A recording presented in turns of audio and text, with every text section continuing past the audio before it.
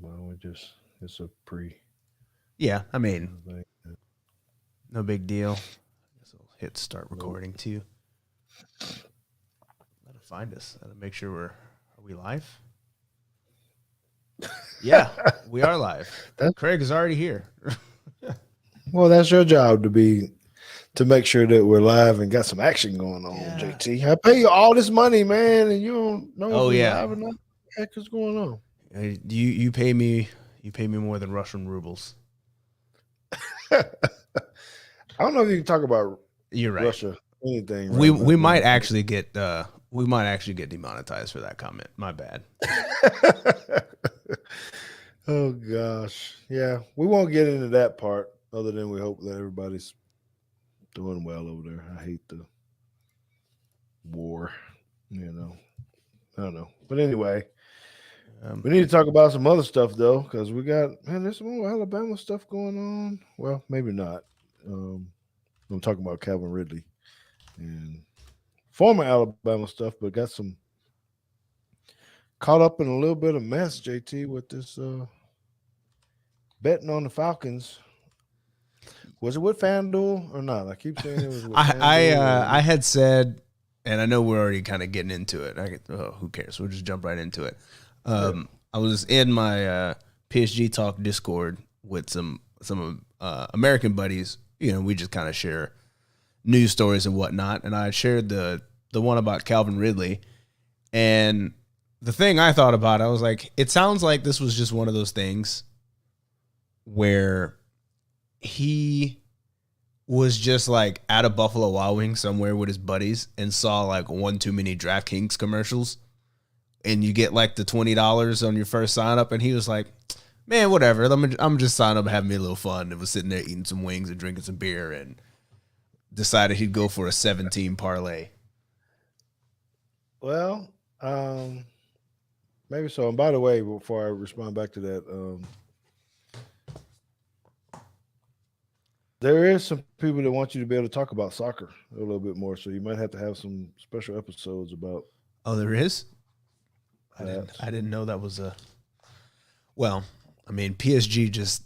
Oh God, PSG is just like the Cowboys. They got all these stars and all these talent, and then like when it matters, they can't win. And you know, today's not been a good day for us Do, PSG fans. do soccer's have more scandal than football? Overall, like I think the players probably don't have as much scandal. At least it's not high profile, not like this. But like the governing body is way more corrupt than the NFL is.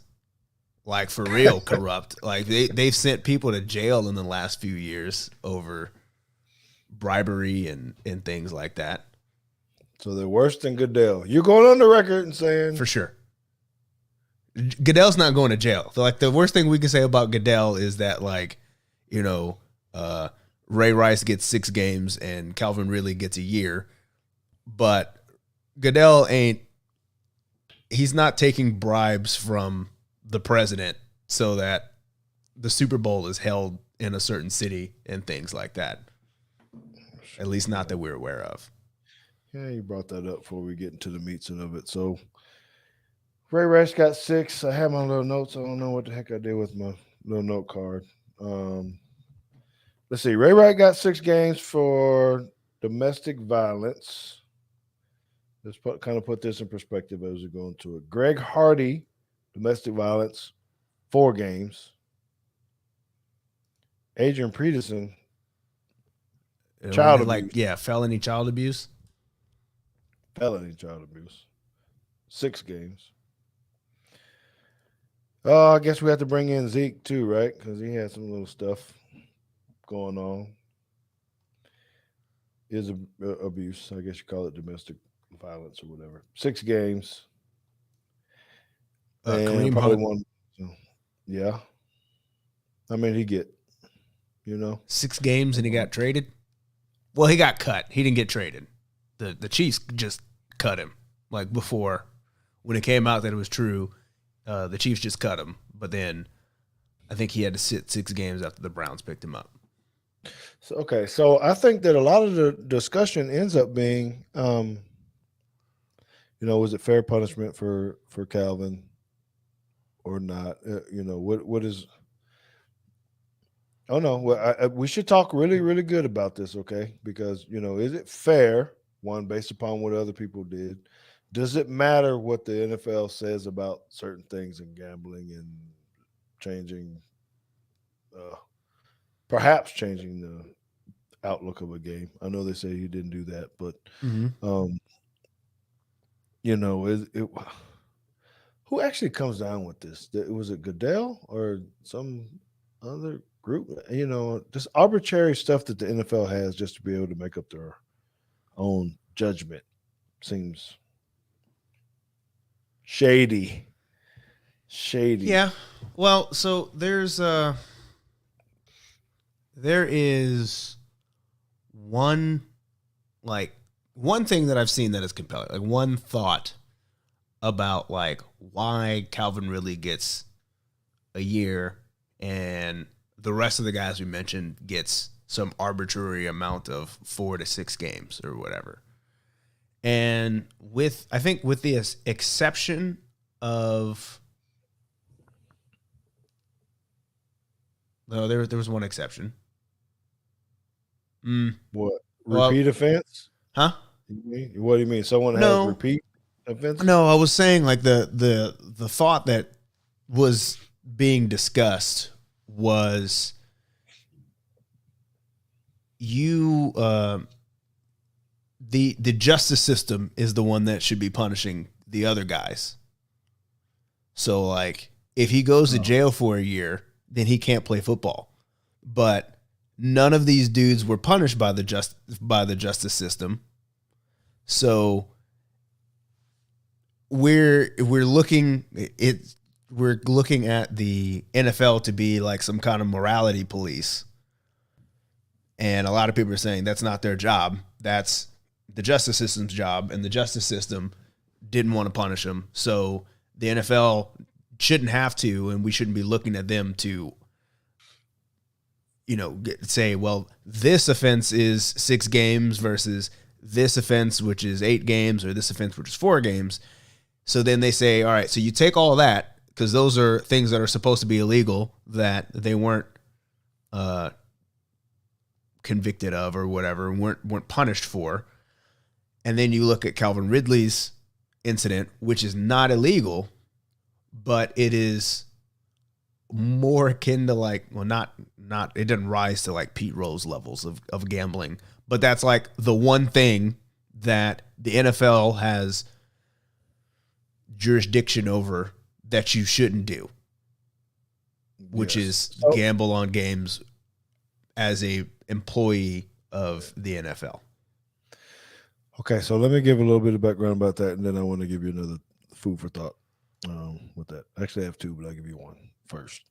So what most people don't know is, so every year when you go to camp, or when you make no, it's actually doing training camp, they bring in speakers and NFL officials, and there are certain things that they highlight, to the players.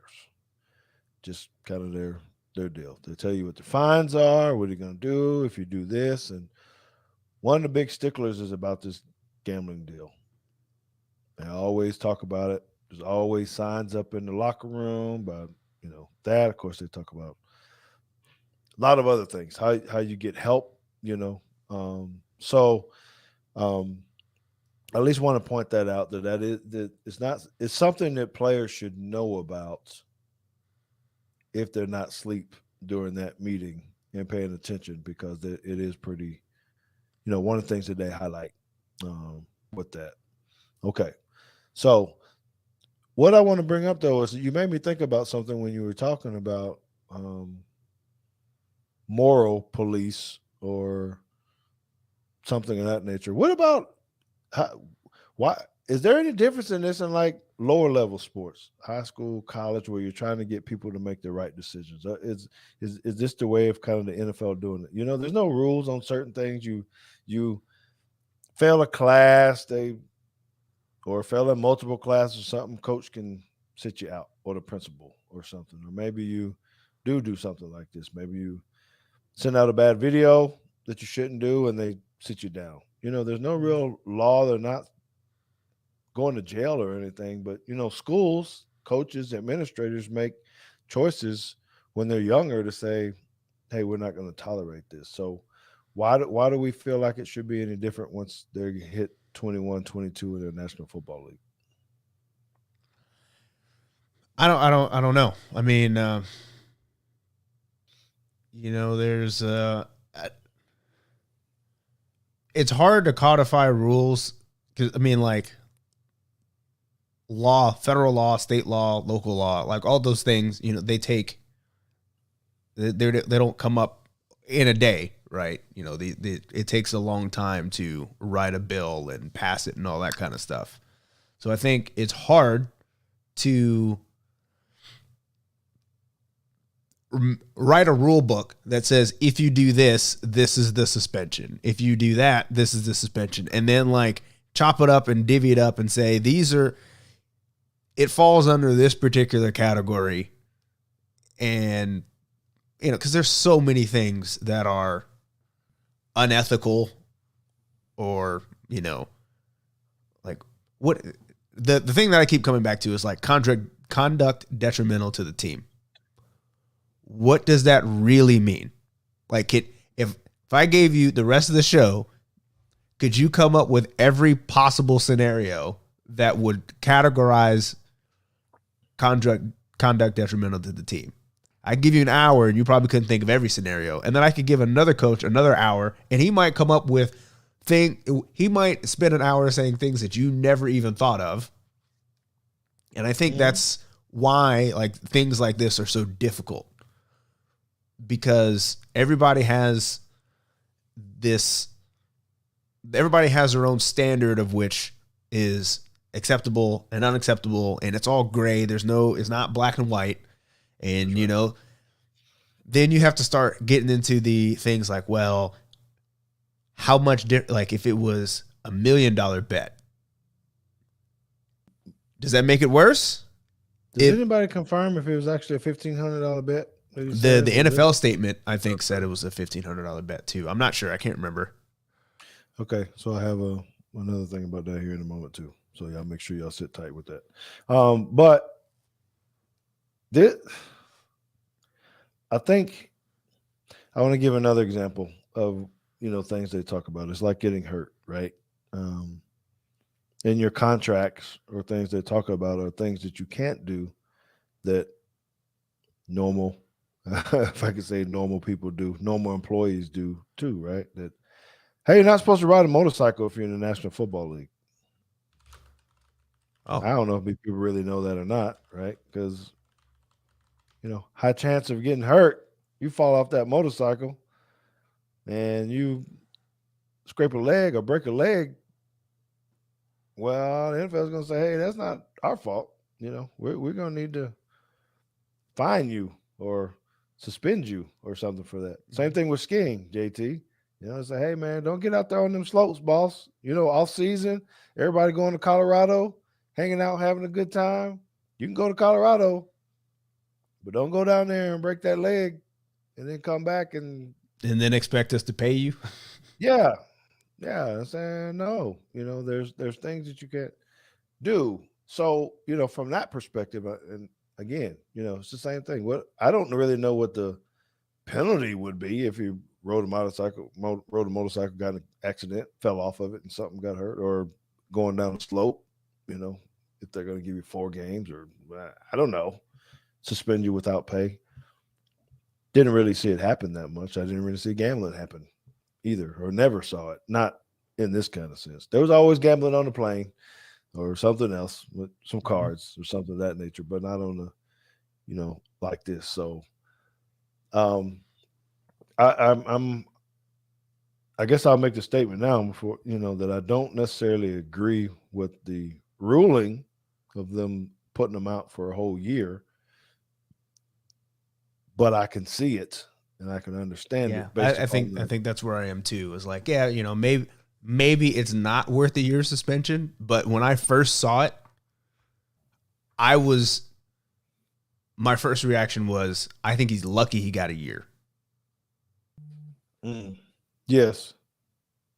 Okay. Because so Bama Boopa, am I reading that right? Bama Boompa says it's all about Vegas protecting their integrity, which means the handle. I think probably the shield on that one, but I don't know. Players make big money to make sure they can't be bought. Don't let anyone question if the game is on the level. That's all it is. I think he's right there. I mean, the whole reason this happened in college basketball. I forget which school it was, but like they were point shaving.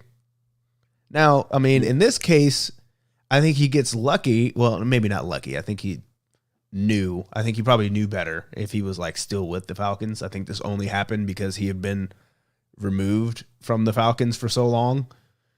And, just like any of us, we were sitting at home and, $1,500 to him is probably like me spending $20 just being like, hey, you know what? Let me just. No, don't even try it. Your $1,500 like his $1,500. No, you're doing pretty not. well over there too. You're doing so well. You still got that damn diploma on the ground over there. Yeah, it's right in view. You still see it. Yeah. Oh gosh. So, do we know if he actually won the parlay? Did he win any money or did he? No, I don't think so. Come on. If he would have hit on a 17, news one way or the other. If he would have hit on a 17 parlay, how much that payout would? It would have been enormous. That's half the games. Actually, that might have been all the games. Who goes past 3 anyway on a parlay? I don't even gamble like that because I don't even know how that works. But from what I've heard, a 3-game parlay normally pays out like, I don't know how much. It seems like if someone put down $400, they're going to make. Well, I mean, it also depends on if they took the money line or against the spread or if it was prop bets and things like that. They all got different lines on what it is. I mean, I've hit a parlay before and didn't win that much, but I only put down $5. Hey, but I won though. Okay. Well, I don't know. So maybe Justin Riley says it's okay. It's okay for FanDuel. Caesars, etc. lines the pockets of the NFL by sponsoring a myriad of things associated with the league, but if a player places bets when he wasn't with the team, he's ousted. He said, it's ridiculous. Their hierarchy of sin is hypocritical. Well, Justin Riley, for your information, if you haven't been in AT&T Stadium, there is a big area where fans and players walk through called the DraftKings Lounge. They used to get before pre-COVID or before COVID, they used to walk through there. So, yeah, you're right. Well, I don't know. I don't necessarily agree with this one because there are many other sports leagues he can bet on that's not problematic. But you can't. But you can't bet on the league that even if you're not even if you're not with the team. You are still associated and employed by. It wasn't like he was retired. No, he was. I don't know. I'm surprised no one's really brought up the mental illness and all the other kind of stuff. Well, according to him, he says so. That was the first thing when I was talking to Pac-Man. Pac-Man was telling me, he was like, "Hey, maybe this is one of the. Maybe this was the mental illness." No. But he says it wasn't. Other thing, so here's another one. Justin Riley. So we had touched on this. He says substance abuse, domestic abuse, and other more heinous acts only get a slap on the wrist. But this gets him court-martialed. And what I was saying was, before we are expecting the NFL to be some kind of morality police, and we went through all the other people who had only gotten 6 games and whatnot. And at the end of the day, the court of law, the actual court of law, the law of the land is the one that should be punishing people for crimes they commit. The NFL should not really be in the business of punishing people like that in a sense. I mean, yeah, you're a coach and there are things that you do punish, but like if he is supposed to be gone for a year on domestic abuse, and he's convicted of domestic abuse, then as our laws should be handling that appropriately. Then you're out. And then he wouldn't be playing football anyway. Is it too hard for them? I'm gonna go back to the old high school stuff. Is it too hard for teams to handle their own discipline for non-law breaking things? I don't think it's too hard. I just think the coach saying, "Hey, bro, you're out of the damn club. You missed curfew. All right, here's your deal." Or something like this. If it's not necessarily breaking the law, but it's a rule, it's conduct just in the team. So we got to sit you 4 games, 6 games, whatever it is, a half. Well, I mean, that's really what happened to Adrian Peterson and Ray Rice, right? Ray Rice got a 6-game suspension, but he actually never played a down after that. Yep. And then Adrian Peterson actually ended up sitting out a year. He wasn't actually suspended. I think he was suspended for 6 games. He didn't play game 1, and they didn't play him the entire year anyway. They put him on whatever list. Yep. And the team decided he wasn't playing. So, I mean, it does happen, but it doesn't happen in all cases. Well, here's what if I can leave y'all with something, and this probably hits me more than anything else.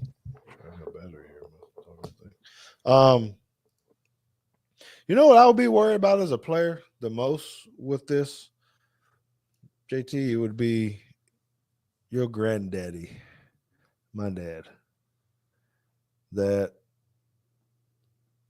for, if that was me having this opportunity to, if I'm making $10 million, $11 million, he probably would tell me, why in the hell would you put down $1,500 to win whatever when you could do it in another way? You bet $1,500, you don't win the parlay, and you lose $11 million next year. And you lose $11 million. So what the hell are we doing? Why? What is the whole risk in that? That's kind of where I said, like, why? Like you said, why not just go bet on basketball, soccer? Whatever. Shoot, even college football. Like if you wanted to bet on football, man, bet on Bama. Like you said, we sitting at the bar, whatever it was. No, I bet you on this Alabama Tennessee game or whatever, and hit your parlay, do that stuff. But why? And that's my only deal. Why? I understand that the punishment is too hard, but I don't know why you would even want to do it when you know it's not the deal. Okay, it's only $1,500, whatever. But now you're in a situation that, dude, it's going to be hard to make that change up if he even gets healthy, right? About that. That's just such a big mistake. And I don't know, maybe he had some drink in him or something. He didn't just like, hey man, no one's gonna know. I'm gonna pop it in on this app real fast, and I don't know. That's where I'm at with that part, though, JT. I just think that it would be more hopeful to my family. When I got fined for hitting Terrell Owens, it is nowhere near the fine what he just got. I didn't get suspended in the games, but have to give up that money for that 8 seconds of a decision that I made to go hit him at the star. Now, I know you've heard me talk about that before. It just, you go, man, was it really worth it? Would I would do it again? Sure, man. I give up another $25,000 to knock an asshole off the star. But when you look, you go, man, why? Right? Just being real or realistic about that. And then, to put down $1,500, he could have put into, I don't know, you name it, whatever stock, whatever business. Hell, again, like I said, I don't know how much thought he was going to make, but if it's a 7-team parlay, he had 3 bets. He had a 3-team parlay, a 5-team parlay, and a 7-team parlay. I don't know. I guess we want to hit it and try to go ahead and get that. What you call it? What do they call that money?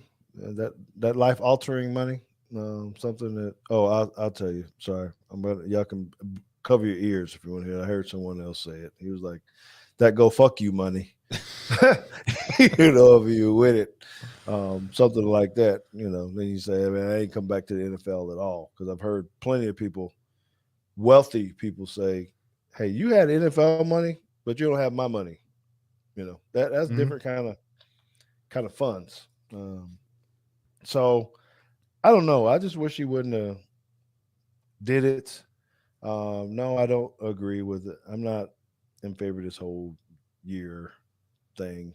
Um, I, it just it's unfortunate. I hate to see guys that just have to sacrifice money. You work so hard, you put all this time, high school, college, you get in the league, you're doing well, and then you just can't give up 10, $11 million for something that crazy when you don't have to do it.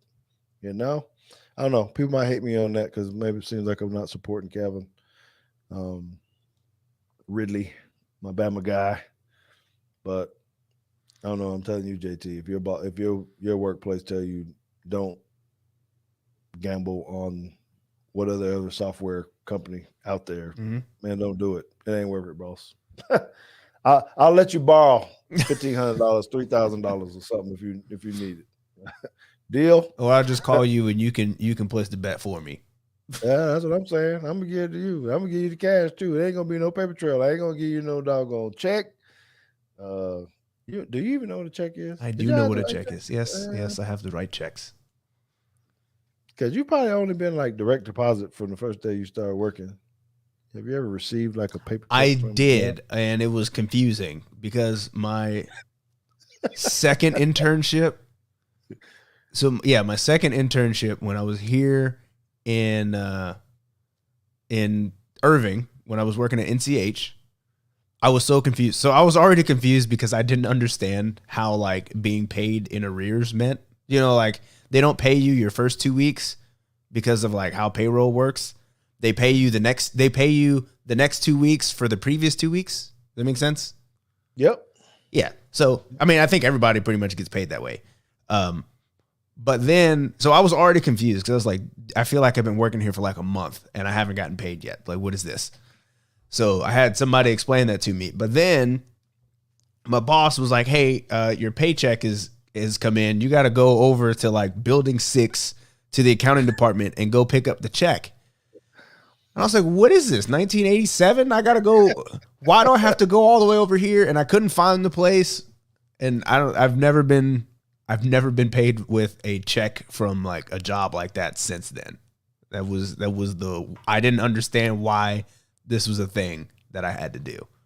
Yeah, boy. Yeah, that was the only way. You could. It was just kind of piece of work to have it wired or direct deposited. But you're right. I don't know. I'm still the same guy though, JT. That I don't, and I know you do it. I'm sure. Well, if you had one, or Jada, with the deposit through the phones. You know, you get a Yeah, you check get a and then check you and you deposit on the phone. Yeah, I can't do it, bro. why not? I can't do it.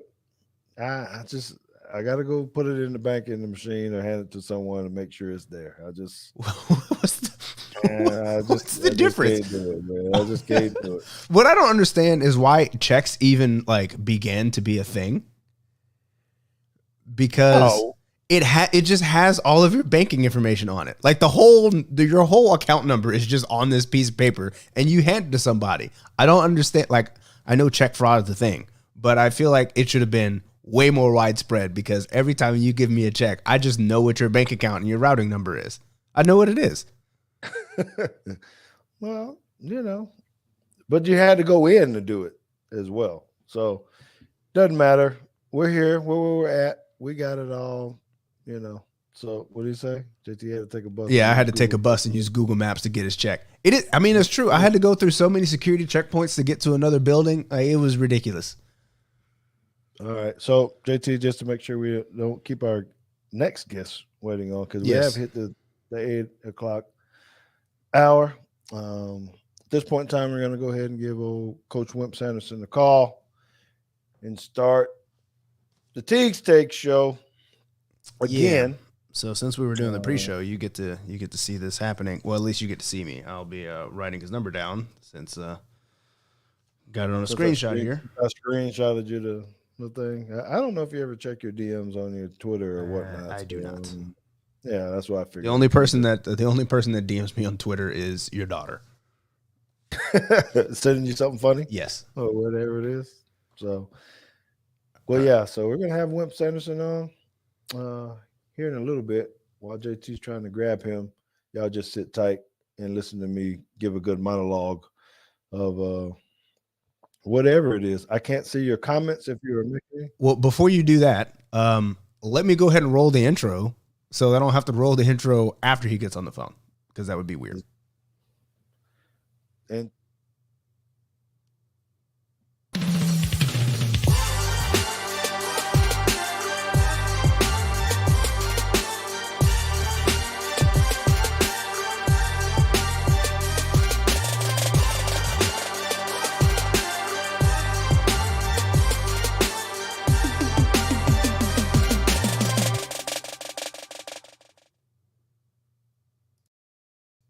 You can go. man, yeah, I don't know if y'all get excited when their intro comes on, but I think that intro is a bomb, man. Nice tune, got me high stepping, doing all kind of stuff like that. I'm actually well, yeah, there's Good. How are coach. you? Pretty good. Pretty good. You are already on air. My dad, Okay. George, is with us already. Good. Yes. What's up, coach? Hi, George. You all right? Yes, sir. Yes, sir. I am doing great. This is an honor and a pleasure to be able to reconnect Yeah. with you. Um, so we got the listeners on, so they won't see you. Yes, yes. So someone just popped up on the screen, and it's one of the things that I remember the most is about the Plaid Palace that we had. Oh, Coach Wimp Sanderson had the place rocking and rolling. We had a lot of energy, a great basketball team. And this was back in the day when we actually had the basketball players and the football players staying in the same dorm. I don't know if JT knew Yep. that or not. We did. And I was a little bit bitter at first because I don't know, maybe Bama wasn't as good as we need to be in football, but it seemed like all the basketball players had all the nice suites up in the top of the thing. I feel like it's like that everywhere. You know, Well, Coach, I don't think the basketball players thought that. They thought they were stuck up there on the third floor, I believe it was, over in the corner. But they of course, loved being there. We only had, I think we had maybe 7 rooms. 2 to a room. We had back then. We had more players on our team. Maybe we had more rooms than that because we couldn't play freshmen when I first went to Alabama. But Paul Bryant Hall was a great venue for basketball as far as going down and getting to eat with you guys, the football team, and taking prospects to Paul Bryant Hall was terrific. So it was a heck of a deal for us. Coach, why do you think they did away with the old dorms like that? Was Well, it really NCAA decided that that was an extra benefit. That's going to be a lot more than that now with this new rules we have. But I think the dorms really helped. I think it kept your teams together. It cut down some of the problems that might occur if you have an apartment with people coming in that you don't know about. And I just think you have a little bit more discipline when you have an athletic dorm, but those things are gone by the wayside now. And kids are still getting a good scholarship. Back years ago, when I first went to university as a GA or just a young coach, I don't think people realize it. The laundry money for kids was $15 a month. $15 a month each player got. I gave out the checks every 2 weeks, and that check was for $7 and a half. Can you imagine that today? That's $7 and a half. Bought them some toothpaste, let them wash their clothes, got some gas for the car. At this day and time, you couldn't get a gallon. Yeah, I was gonna say So gas is high right so now. yeah, so Can you imagine that? $7.50 every 2 weeks, and now the people are fussing about scholarships, how much money a kids could get. It's come a long way.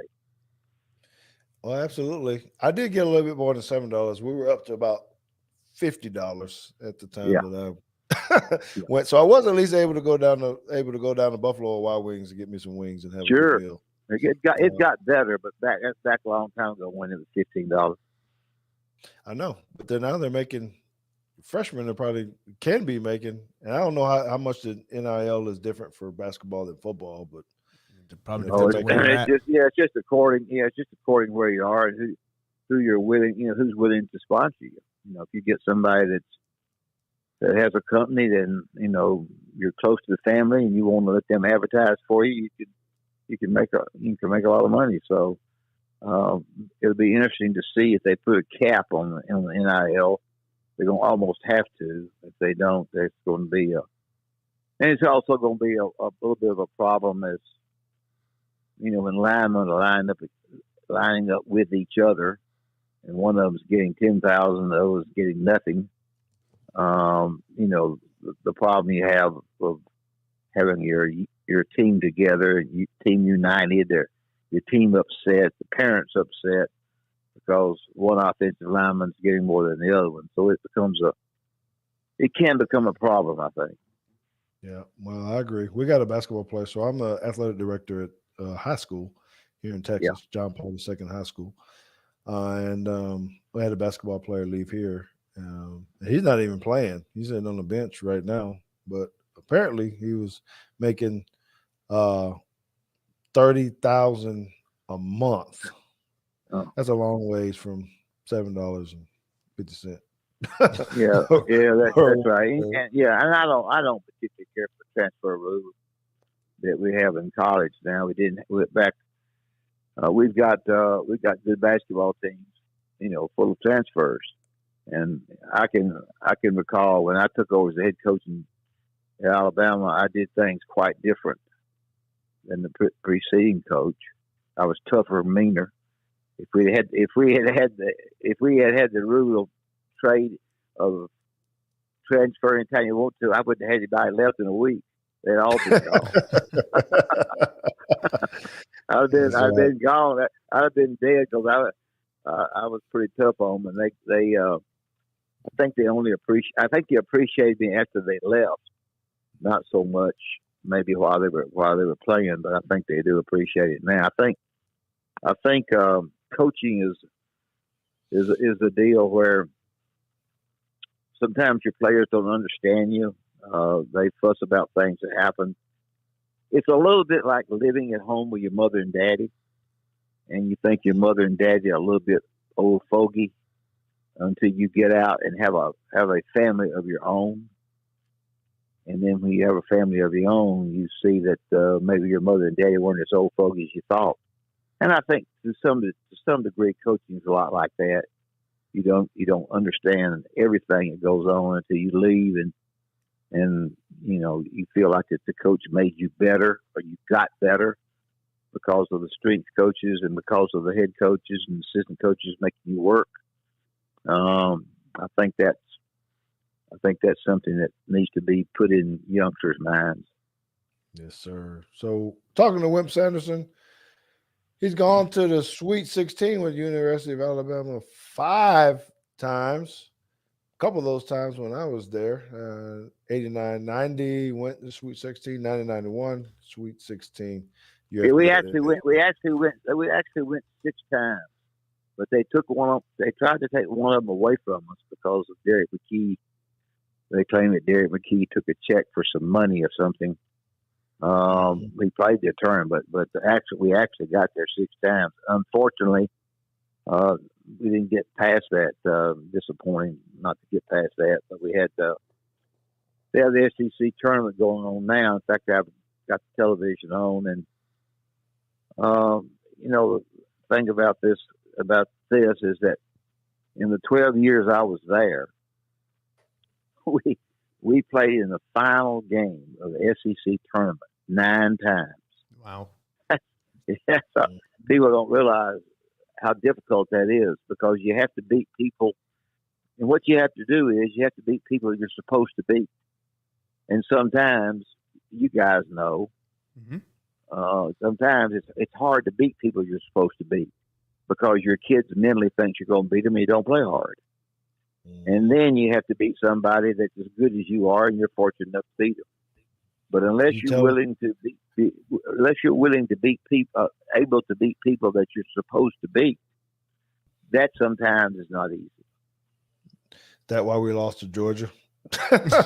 Yeah, probably at some degree that's true. I've heard what Bobby Knight said. Bobby was a good friend of mine. Mental is to physical, like 3 is to 1. And by that, he meant the mental part of it is 3 more times important than the physical part of it because the mental part of it makes you good physically. And if you go into a game and you're not ready to play and you don't respect your opponent, you'll have a difficult time winning, regardless of how good you are. And when you get into a tournament, just as soon as you win that one game, you're fixing the next night to play another one and another one.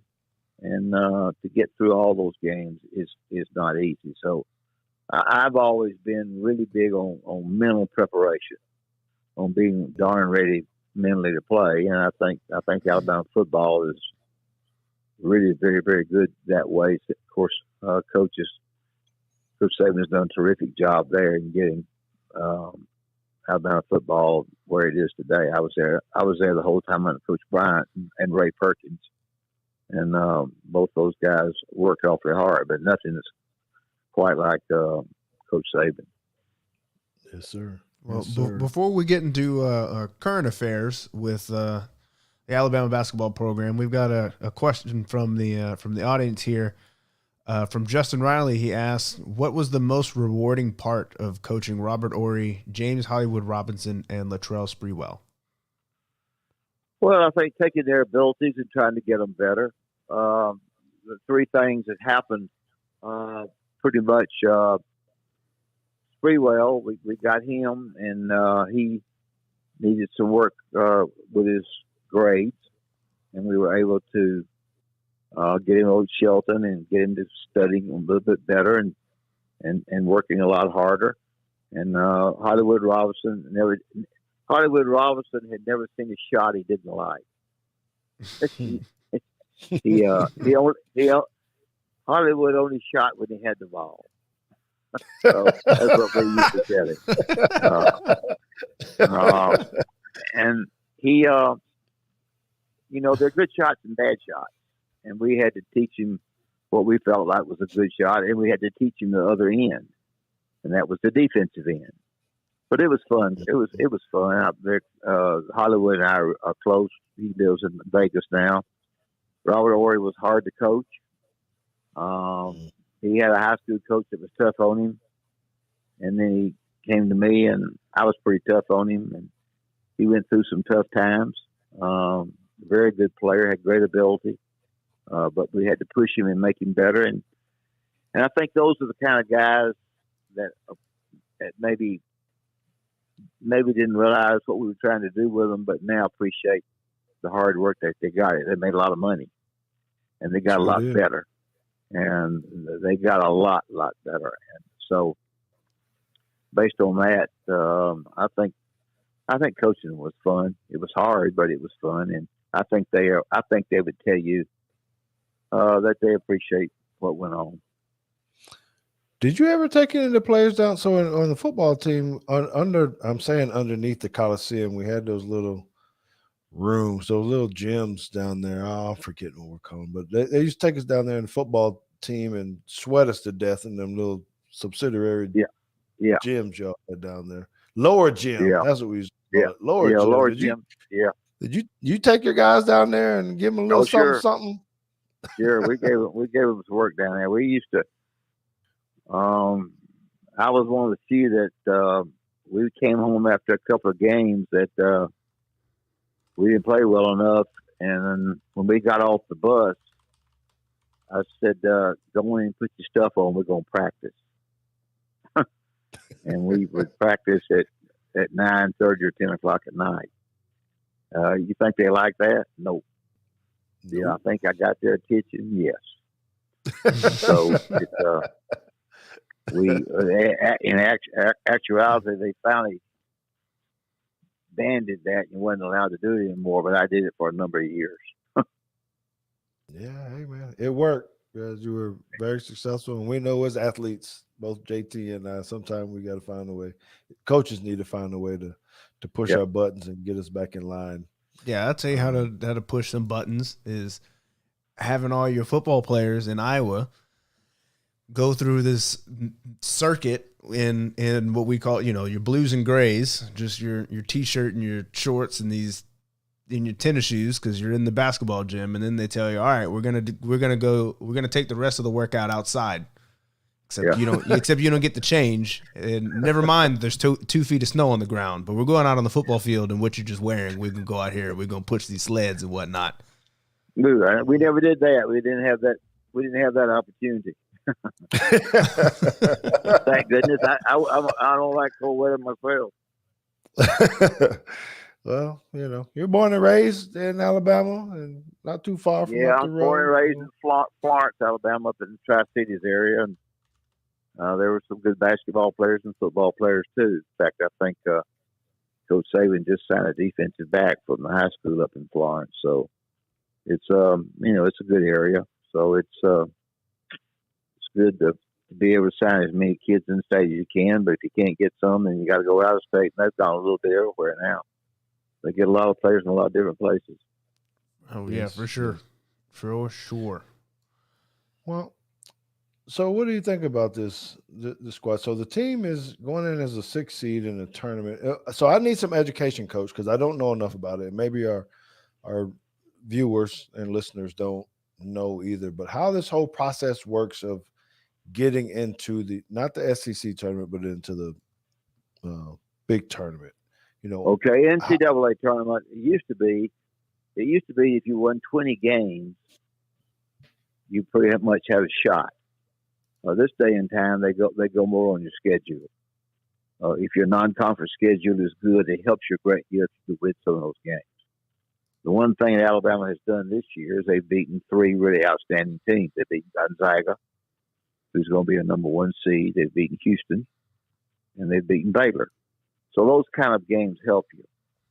And then when you get into your 18-game round robin season, then finishing as high in that as you possibly can gives you an opportunity to get in the NCAA tournament. When you get to the tournament itself, the SEC tournament, the winner gets an automatic bid. The runner-up doesn't get anything necessarily. They might, but the runner-up doesn't. Third place doesn't. Nobody necessarily does except the winner. That is the team that gets to the NCAA tournament. There are times that they'll take more than just the one. So then they have a committee that takes these teams all over the United States, ACC, the 5 big conferences, and then you have smaller conferences who just get one team in, and that's the winner of the tournament. Now the SEC situation is they get more than one regardless of who wins the tournament. The 4 top seeds in the SEC tournament this year are Arkansas, Tennessee, Kentucky, and Auburn. Those 4 are going to go to the NCAA tournament regardless of whether they win the tournament or not. It's just according to the severity of your schedule and how good this committee thinks you are. And there is a men's basketball committee, and they select the 68 people. And some of these teams go in automatically if they win their tournament. And let's just say they're in the ASUN tournament. The winner of the ASUN tournament will go to the NCAA. And so you'll have the smaller leagues will have most of the time one bid. This year, the ACC will probably have 5 bids. SEC will have 6 bids. The Big Ten will have 8 or 9 bids. So there'll be some, some bids there that. So that's how you work it, and you have the 68 teams, and then they seed you according to what they think you are, and a number 5 team to play a number 12 team, and then they put you in different regions. You have a South and a West and a Midwest and a North, and so they put you in a certain region and you play, and in order to be the national champion, you have to win 6 games, and that's not easy to do. So you're giving us a chance, is what you're saying, basically, to be able to get into the NCAA tournament, depending on how we play. Well, yeah, there. Alabama's in the NCAA. The 5 teams are in, the 4 I mentioned, plus Alabama and LSU. Those 6 teams right now will go to the NCAA tournament. Now, if another team besides those 6 wins the tournament, they will go also, and that will make 7. Oh, so you're thinking that, or you're telling us that Alabama's going to make the tournament regardless? Yeah, they've made the tournament. They're in. Okay. Their schedule is such, having beaten those 3 teams I mentioned, the Gonzagas and those people, that they ended up 9-9 in the league, but their schedule is such non-conference wise that it will put them in NCAA tournament. Yes. So is that a strategy that some coaches use? Well, I think there was a little bit unusual, tough schedule. Some people don't schedule quite that hard, quite that difficult, but for whatever reason, Alabama did, and it paid off for them because when they got to the SEC, they didn't play as well as they had been playing earlier in the year, and so based on the good games that they had won in the non-conference schedule, that certainly did help them a great deal. That put them in the NCAA tournament, regardless of what, actually, whatever record they had in the SEC, they would go get the NCAA tournament. And so they're in, regardless of what they do. Tomorrow night, Alabama will play the winner of Vanderbilt and Georgia. Right now, Vanderbilt's ahead, probably be Vanderbilt. So Alabama will play Vanderbilt tomorrow. And of course, the first game tonight, Ole Miss played Missouri, and Missouri won. And Missouri will play LSU tomorrow, and Alabama will play either Vanderbilt or Georgia tomorrow in their first game. Yeah, I was actually kind of. I guess I was a little bit confused on where Alabama actually lands, just because I recognize the wins against Baylor and Houston and Gonzaga, but then I saw how they played against Auburn twice and Kentucky twice, and then losing to Missouri and Georgia was kind of inexplicable to me. I wasn't quite sure how that happened. Yeah, I could see. Basketball is a game of ups and downs. You're not going to win them all. It's a highly skilled game. There are nights when the defense is better against you, and you just don't shoot as well. Mm-hmm. There are nights that you don't defend as well. There are nights you're not ready to play when you play that many games. That there are nights that your opponent just happens to play better than you do, regardless of how hard you work. But I think if you play a decent non-conference schedule and win some games and get into the SEC and compete to where you're there, and Alabama ended up, I think, 6th in the SEC, and it's a 14-team, it's a 12-team league, 14-team league, excuse me. It'll be more than that when Texas and Oklahoma get in.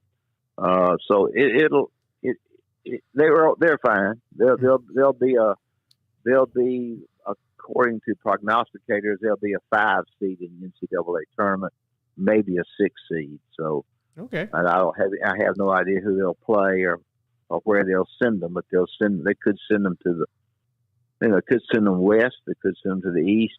I'm not sure where they'll send them. Well, let me ask you about Texas and Oklahoma, because we've talked a lot about this on this show from a football perspective and what they bring to the table. Well, I'm gonna disappoint you on that. I don't like that, and I'm gonna tell you why. I think Texas and Oklahoma going to the SEC hurts football all over the country. You have 5 power conferences. Mm-hmm. It is going to ruin the Big 12. The Big 12 is gone now. They're getting lesser teams. Their league is not going to be as good. The Big 12, who's very good, much better than people realize, is going to lose 2 outstanding teams to the SEC. The ACC has gone downhill. Clemson is struggling more than they ever have. The best new team in the ACC will be Miami. So after Miami and Clemson, the rest of them will be mediocre in the ACC in football. You go to the far west. They're all mediocre. Well, they are mediocre. Oregon's better than most of them. Southern Cal will be better with the new coach there from Oklahoma. So Southern Cal will get better. Oregon is probably not bad. And you go to the Big Ten, and the Big Ten is good. They've got 4 or 5 good teams. My point in saying all of that is that you've hurt the Big 12. You've got the Pac-12 not very good. You've got the ACC down, and yet when you get to the 16 teams in the SEC, right now they have decided they're going to continue to keep it at 4 teams for the national championship. So those other leagues voted against having 12. Mm-hmm. So for the next 2 or 3 years, it's going to be only going to be 4. So it makes SEC mad because they think they ought to be able to get more than that in. The other thing too that people don't realize, because Texas and Oklahoma is coming over there, you're thinking that the first time you look at a game, you're going to see Oklahoma play Georgia and Texas play somebody. Actually, Texas plays Alabama this year, but you're going to, and you may not see that. Those things rotate. Yeah, you may not see Texas play Georgia for 6 years. And it might be longer than that. Alabama hadn't played Florida in 11 years before then. All that rotates. Everybody that likes it thinks that they're going to see it next year. They're going to see it next year. Now, Alabama and Texas is going to play next year because that's already been scheduled a long time ago. So, based on all that, we'll just see what happens. That's good stuff, Coach. I don't particularly care for it. Now, football people like it. People that are in the business like I am, radio shows and TV shows, things like that, they like it, but a lot of people don't. Change the landscape of basketball for the SEC? I don't care for it. I don't do what? I say, will it change the land? I know you're talking about football. It'll change some. It'll change it some. You'll play them. I don't know how the basketball schedules will work. I don't think the basketball schedules are fair right now. They have 5 teams that they play twice, and if you get the wrong 5 teams, you're in trouble.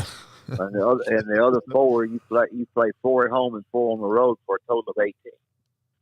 And so, it's I don't think they're fair right now. Back when I was coaching, they were pretty fair because you only had 10 teams in the league, and you played everybody twice. Kentucky came to your place, and you went to Kentucky.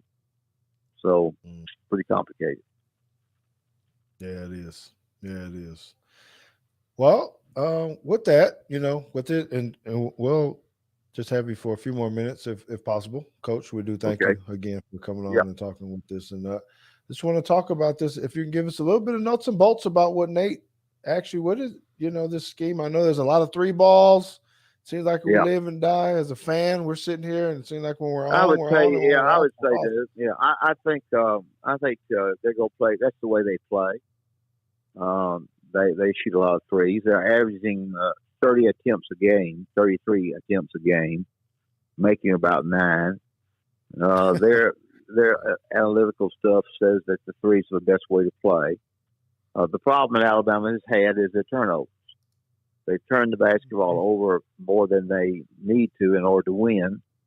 One of the problems there is that some of these turnovers have been forced by the opponent, but some of these turnovers have just been turnovers where they just don't do a good job of passing the basketball and don't catch the ball when they should catch it. So Turnovers have been a problem. They haven't been quite as good defensively as they need to be this year. And so those two factors, rebounding has been so-so. Free throw shooters hadn't been bad. But I think the turnovers, the defense has been one thing that's concerning Nate and their team. And they have gone through periods of time this year where they have not shot the basketball well. And when you combine a mediocre defensive effort or play with turnovers and not shooting the three as well as you need to, you're going to lose some games. And that's happened to them. They just have not shot the basketball the way they shot the ball last year. So that happens. Sometimes the defense is better. Sometimes you don't get good threes. There are good threes and bad threes. When I coached, I did it a little bit differently. I had my good shooters shoot threes, my bad shooters pass. So that's the way I played. My guys that didn't shoot the three well pass the basketball, and so everybody has their own way of playing, and no one way is particularly correct. We just do whatever we can do. So that's true. I think they're going to have a good team. It's kind of been an up and down season for Alabama, sure. It just scares me going into the tournament. I don't know. Yeah. I'm truly a fan. I don't know enough about any of it. It's fun when they're lighting it up and getting after it. And then, after you, like you said, if you're making 9 of 30, and I want you to know you probably strike my son up here just a little bit because you started talking about analytics.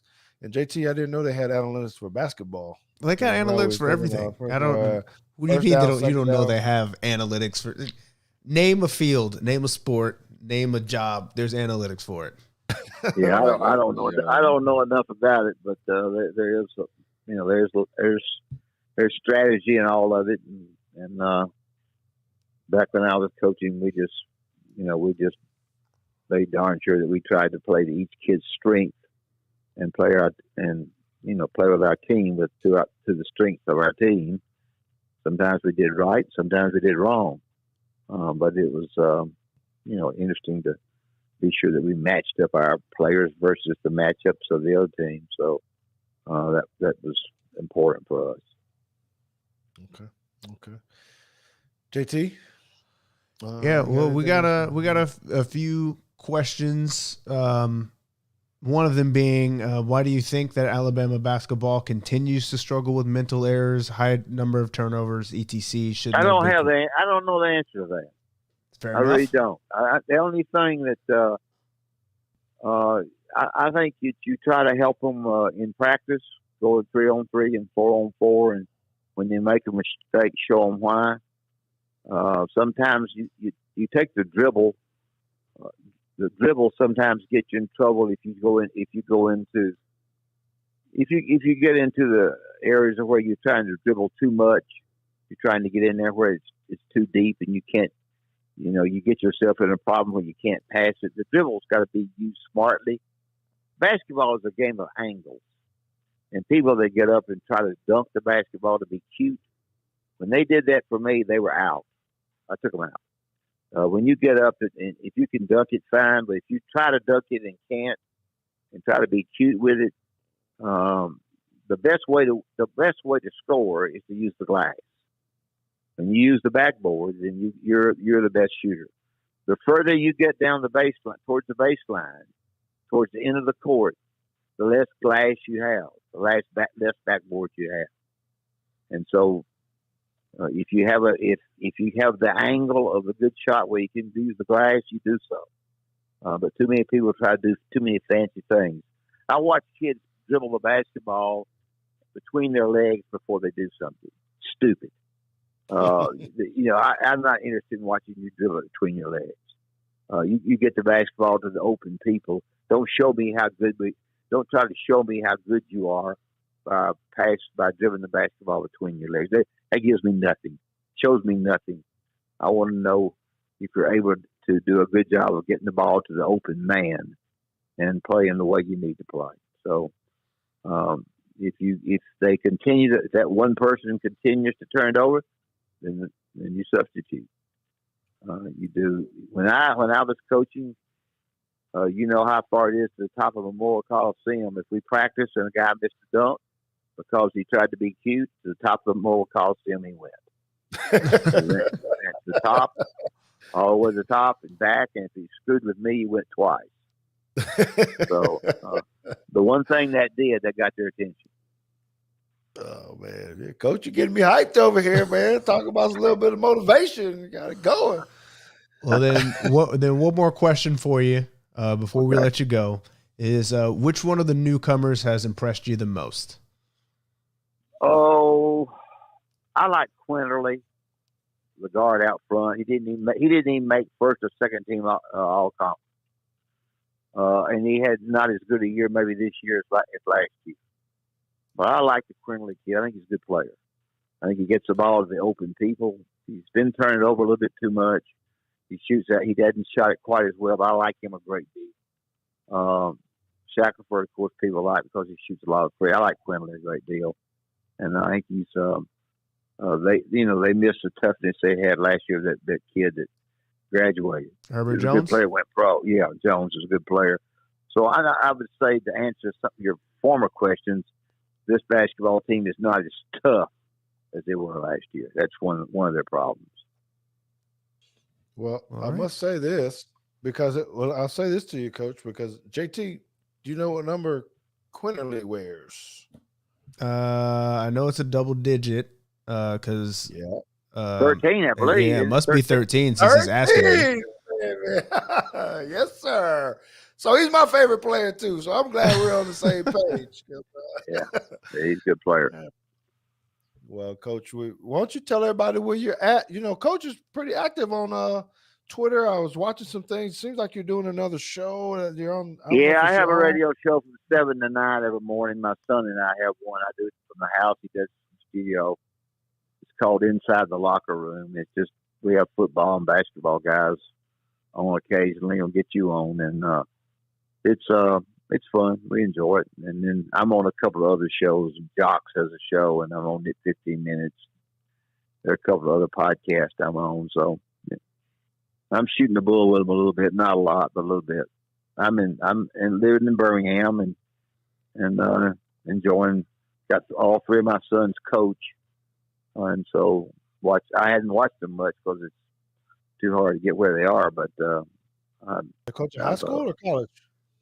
Well, I had one at Faulkner University, which is a NAIA school in Montgomery, and I have one at Tuscaloosa Academy. Oh, okay.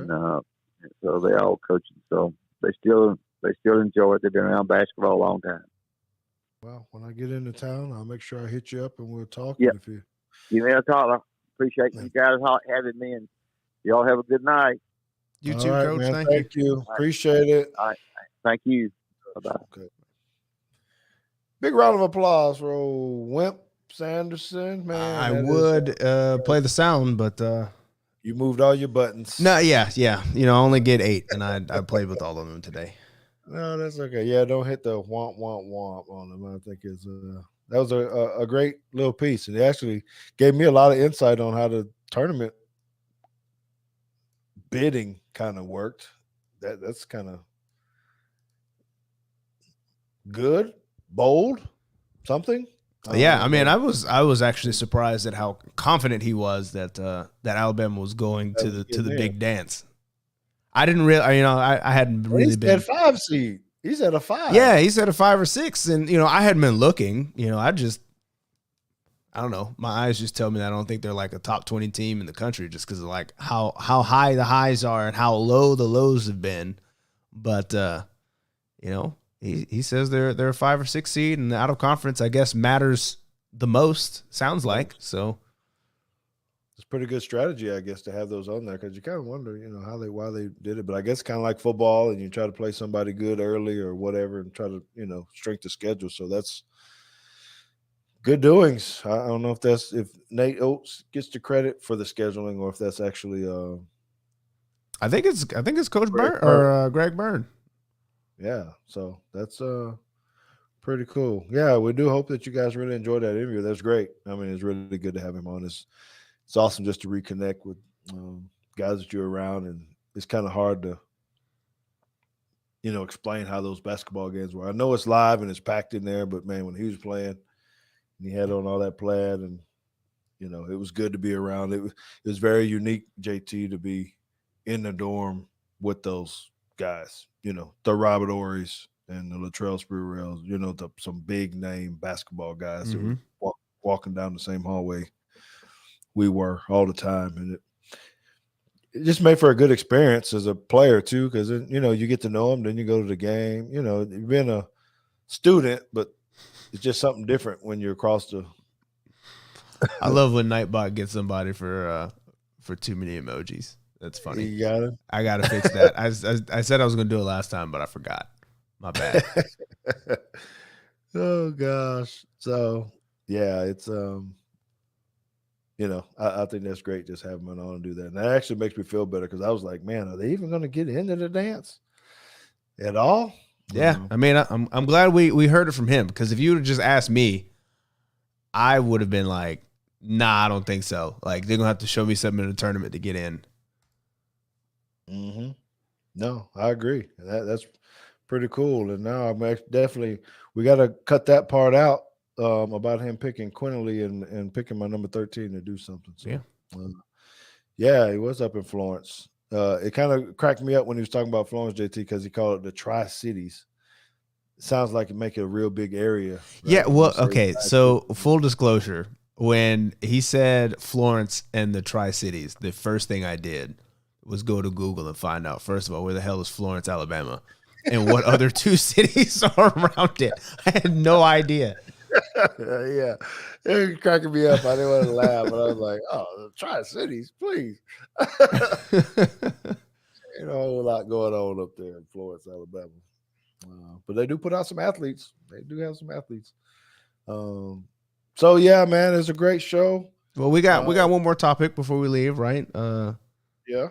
Boy, I forgot the kid's name. Cade Caruth. Cade Caruth, the quarterback. Yeah, so this was a topic offered to us by Mr. Craig Young out in the chat. We heard his request, and both of us kind of had to look it up and see what it was all about. So what are your immediate thoughts on this? You got this transfer quarterback, or not transfer, preferred walk-on quarterback that flipped from Mississippi State. I had a few initial thoughts, and then I looked at it, and what is your takeaway so far on it? Just to post on my short readings, I don't feel like there's a threat to Bryce Young. No, I mean, Bryce Young's only got one more season anyway. This is last season. And I know they brought in another transfer from Vanderbilt or somewhere, I think. Yeah, I think he's a walk-on too, I think. But yeah, they got a guy from Vanderbilt. They got another 4-star coming in, and Jalen Milroe still on the team. Yeah, so I don't know. Maybe there's some more talk about it down there, and Craig, if you're still listening or whatnot, if there's some other information out of Alabama that I'm just missing on this, apparently if Coach Saban got him to flip and the switch, there has to be something there for him to see. I suppose so. Some type of, but it's dual threat, which I think Saban is kind of moving it out a little bit more. Mm-hmm. I don't know, that he could run. Has some good looking high school pictures. And on there. Oh, Jay Barker. Well, after I kind of read into it and I looked him up on Rivals and 24/7, I thought it sounds like a lot of. I wasn't particularly impressed. I was like, I don't know why this is so much of a big deal. He wasn't, he didn't have any stars. I mean, I'm not saying he's not good. Don't get me wrong there.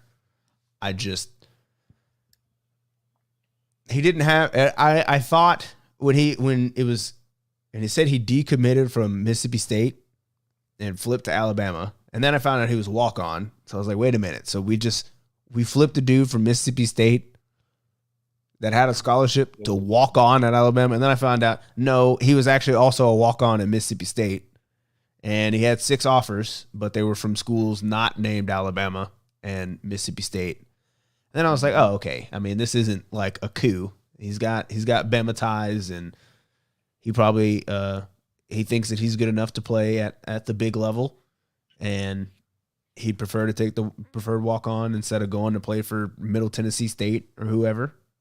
So, do you think this had more to do with bloodline than not, and Nick Saban going to steal him?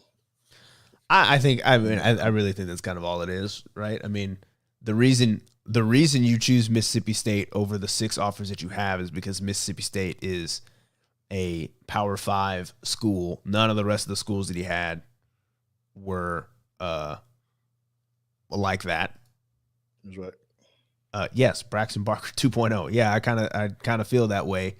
And then you're like, all right, well, I'm going to walk on at this SEC school anyway, and Alabama wants me to be a preferred walk on. It's like, well, if you're going to walk on, would you prefer to be a walk on at Alabama or prefer to be a walk on at Mississippi State?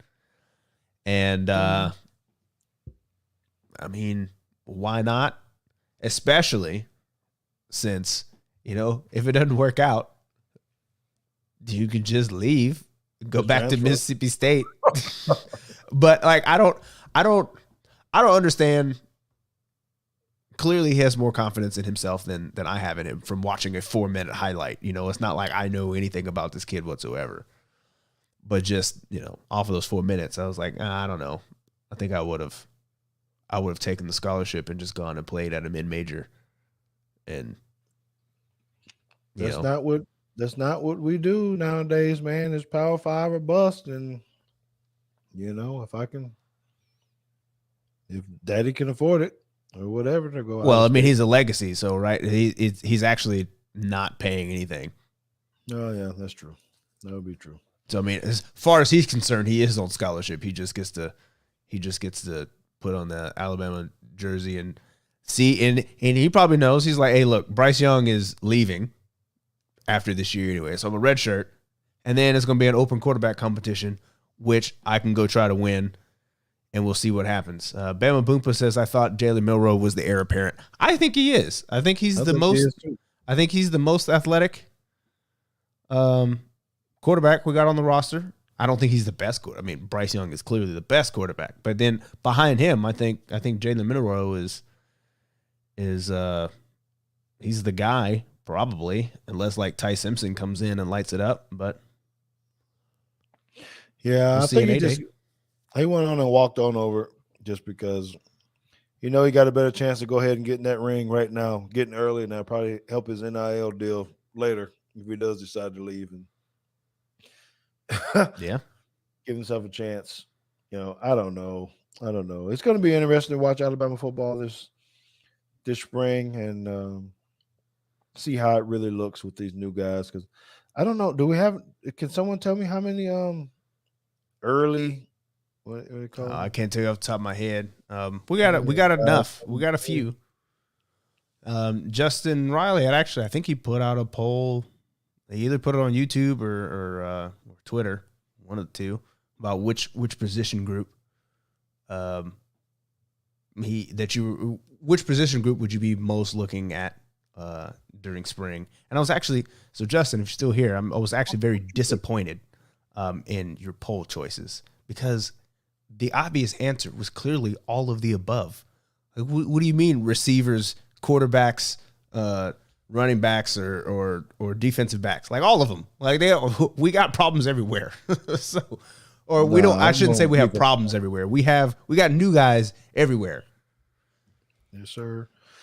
Appreciate you, Pat. Bar, and I would have said JT. It would have been. I wouldn't have did all of the above. I would have said defensive backs.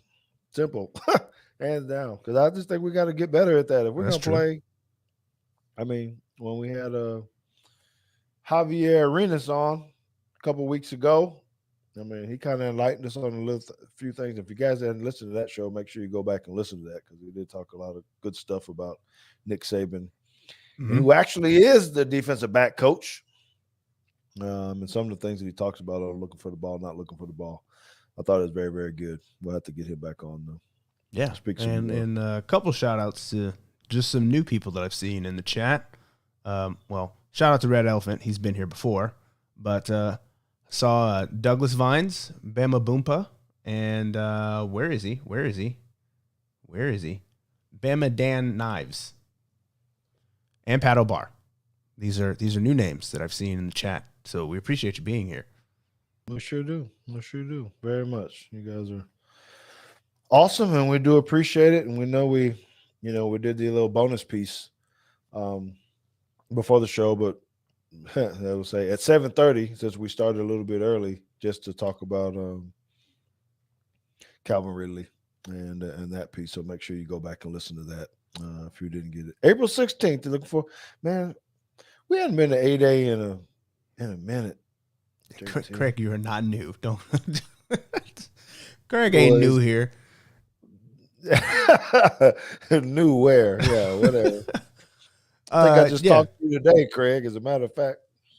Yeah, no, we hadn't been to 8A in a very long time. Well, after it hit 90,000, I think that was about. Well, they got 101,000 seats in there now. What you talking about? Well, it was 95, 96, whatever it was. It was nuts. It's like going to game. It's spring game, man. I know. They used to sell out all the time. I know they did. And I don't know. All right, so what's your bet? How many before? Because we only got a few more minutes. How long you think Saban's going to be there with us? Man, I'm hoping he's kind of like in only the tenure sense. I'm hoping he's more like Joe Paterno. Just stay. Yeah. Rather than like Bobby Bowden. That somebody else run the team and he just kind of the face. And yeah, I guess. I mean, I do also have that fear. I think he's Saban is also one of the guys that's like when he stops coaching football, like that's it. His funeral is around the corner. I think that is what keeps him going every day. So, I know he can't coach forever, but I mean, if I had it my way, I'd be long dead by the time before Coach Saban stops coaching. That'd just be my preference. Yeah, I think he's still got plenty of energy. I think he's sure does. Changing a little bit, but I think he has plenty of energy. It's not like he's just. I mean, he's still playing his basketball league on Sundays or Tuesdays or whatever it was. So. Yeah, so I think I'm looking forward to next year. I'm looking forward. I mean, I'm saying a bounce back, but yeah, it'd be there till he's 84. It might. No, maybe they have to put up 2 statues since they already got one. They'll have to make a bigger one. They'll move that statue just right next to Denny Chimes. And I wonder, have they named something after him? No, not yet. I mean, I feel like Alabama didn't do that. That's a we leave that stuff to Duke, where they can name the court after the dude that's still coaching there. Well, I guess he's not coaching there no more. But I'm one of those people that also say, hey, you shouldn't name anything after somebody who's still alive. Like, wait till they're dead and like all the stones have been turned over before you start naming things after people. Yeah, I'm down with that. It's just, he's such a legend. And he's done so much for the university. I'm with you. I hope he's there for a long time. Regardless, just because he's, I don't know, he can go be assistant AD with Greg Byrne. Just stay involved and do something. Craig wants to know where his coin is. He asks me about that coin every show, don't he? He sure does. I still have it. I'm gonna hook you up, bro. I promise you. I'm gonna hook you up. Well, we're just kind of filibustering right now, JT. I think we're good. I think it's been awesome, man. I'm just really shook about having Coach Sanderson on. I think that was really, really cool. So make sure y'all come back in 2 weeks. Craig did give me some updates, telling us that we had the dates wrong on the YouTube page. So we get that all worked out if JT hadn't jumped on it already. Yeah, and I also found out that a while ago that our podcast wasn't actually on Apple Podcasts. That is fixed now.